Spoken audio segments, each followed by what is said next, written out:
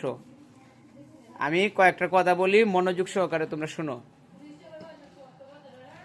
এখন যে তোমাদের বয়সটা, সেই বয়সটা হচ্ছে খুব সুন্দর একটা বয়স।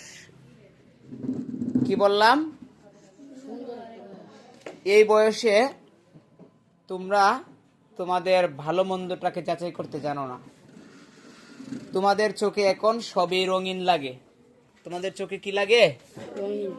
এখন তোমাদের চোখে সবকিছুই কালারফুল, মানে রঙিন লাগে। পৃথিবীর সবকিছুই তোমাদের কাছে এখন খুব সহজ মনে হয়,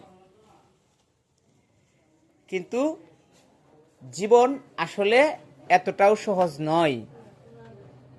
ইংরেজিতে একটা কথা আছে, life is not a roses of bed.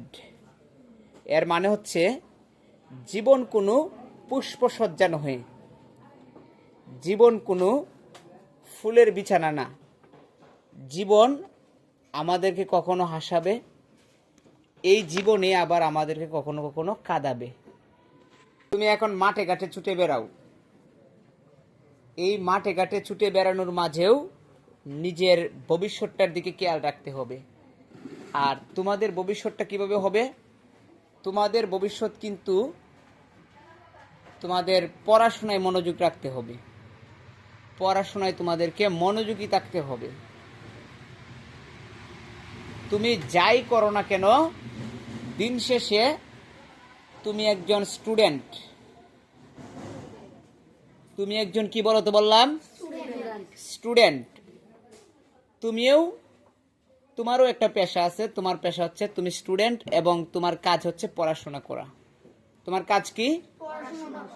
পড়াশোনা করা। আমি হইলাম তোমাদের টিচার। আমার কাজ কি? তোমাদেরকে শিক্ষাদান করা। আমি কিন্তু তোমাদেরকে পড়াইতেছি, আমার ডিউটি আমি পালন করতেছি। আমি আমার ডিউটি পালন করতেছি। আমি আমার কর্মস্থলের যেটা দরকার আছে সেইটা আমি তোমাদেরকে দিতেছি। কিন্তু তোমাদের যেটা কাজ, তোমাদের কাজ আছে, একজন দেখবা এই কৃষক, শ্রমিক, কামার, কুমার, জেলে, প্রত্যেকের পেশার মধ্যে নিজেদের কর্মস্থলে যদি নিজেরা ফাঁকি দেয়, তবে মনে রাখতে হবে, তুমি যদি তোমার কর্মকে ফাঁকি দাও, তুমি যদি তোমার কর্মটাকে ফাঁকি দাও, তাইলে কিন্তু তুমি তোমার জীবন সংগ্রামে খুব বেশি দিন তুমি টিকে থাকতে পারবা না। দেখবা কোনো কোনো অফিসের মধ্যে কিছু কিছু অলস প্রকৃতির লোক থাকে। তাদের কাজ হচ্ছে কি? বসকে অল টাইম স্যালুট জানানো।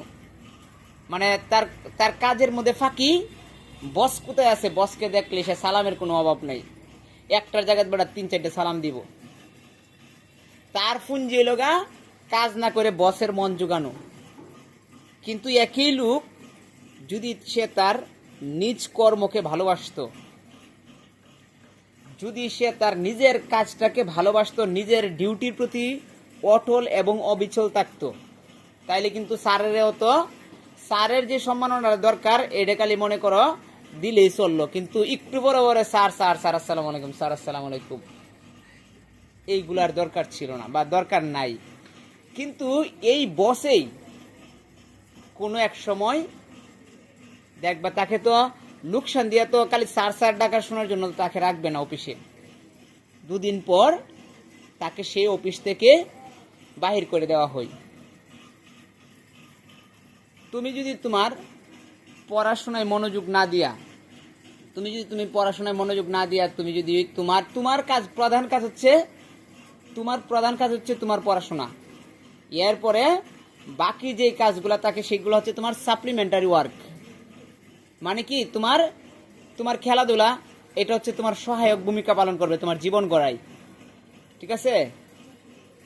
তুমি খেলাধুলা করতেছ, তুমি বেড়াইতেছ, তুমি পিকনিকে যাইতেছ, এইগুলো হচ্ছে তোমার অক্সিলারি ওয়ার্ক। বুঝতে পারছো? এইগুলো হচ্ছে তোমাদের জীবনের সহায়ক। ঠিক আছে?